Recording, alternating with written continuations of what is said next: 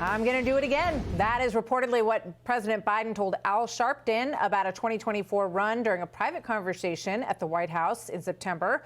Remember, the answer to the 2024 question has clearly been evolving over recent weeks. Yes, my plan is to run for re-election. That's my expectation. The president has every intention of running for re-election. His answer has been pretty simple, which is, yes, he's running for re-election. My intention, as I said to begin with, is that I would run again. But it's just an intention. But is it a firm decision that I run again? That remains to be seen.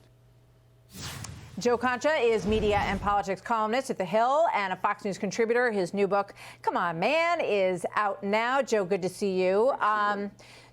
Karine Jean-Pierre says if Al Sharpton says it, it must be true, to which I just think Tawana Brawley, but maybe that's just me. So what are your thoughts on how this is evolving? That's like saying if Bernie Madoff said it, then it must be true. It's like, kind of, yeah. Yeah, look, I guess what's he going to say? I'm not running?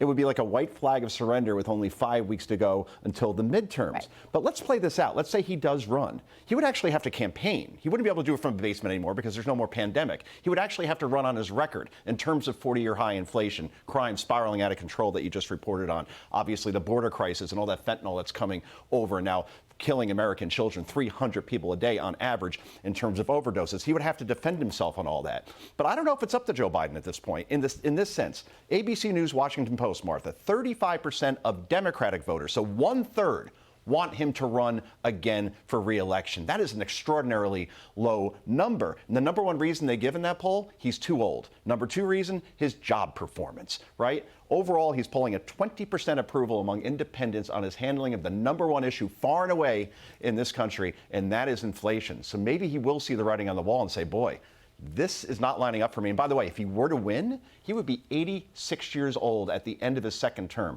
We're already seeing what Joe Biden sounds and looks like at age 79. Imagine an 86-year-old version of this. I think it's an open question whether it would have been wise for him to just say a few months back, you know what, we're going to have an extraordinary 4 years, and I'm going to do a lot of great things, and I'm also going to make sure that that there's a fantastic successor. My vice president will be one of those people who may be considered for that. I wonder what his approval numbers would look like if he had said that. But here's Tim Ryan talking about why he has not invited Joe Biden on the trail. He is in an extremely tight race for the Senate with J.D. Vance. Watch. I'm guessing you're not inviting the president to join you here in the campaign trail anytime soon? No, I am not. And I'm really not inviting anybody. Like, I think, JD, has to invite Trump. He's got to invite everybody to prop him up. You're in a race. Stand on your own 2 feet. He's echoing something that we've seen quite a bit of on the campaign trail, actually. There appears to be no coattails with this president, right? And just to openly say, I don't want him coming here. Remember when the president went down to Georgia even to talk about voting rights? And he and the vice president went down there in January, and Stacey Abrams, that's her issue, and she didn't want to be seen with this president. He is toxic at this point. When you're on disapproval on all the things we just talked about, inflation and crime and the border, that's not a winning message, and that's not a campaign ad you want to create for your opponent, Martha. All right. We're out of time, but I would encourage everybody to watch Tucker's interview tonight with Tony Bobulinski. I was going to play a little bit of it, but obviously it brings a lot of the questions about Hunter Biden back to light, and that is tonight with Tucker and his interview with Tony Bobulinski. So that is definitely must-see TV this evening. Hey, Sean Hannity here. Hey, click here to subscribe to Fox News YouTube page and catch our hottest interviews and most compelling analysis. You will not get it anywhere else.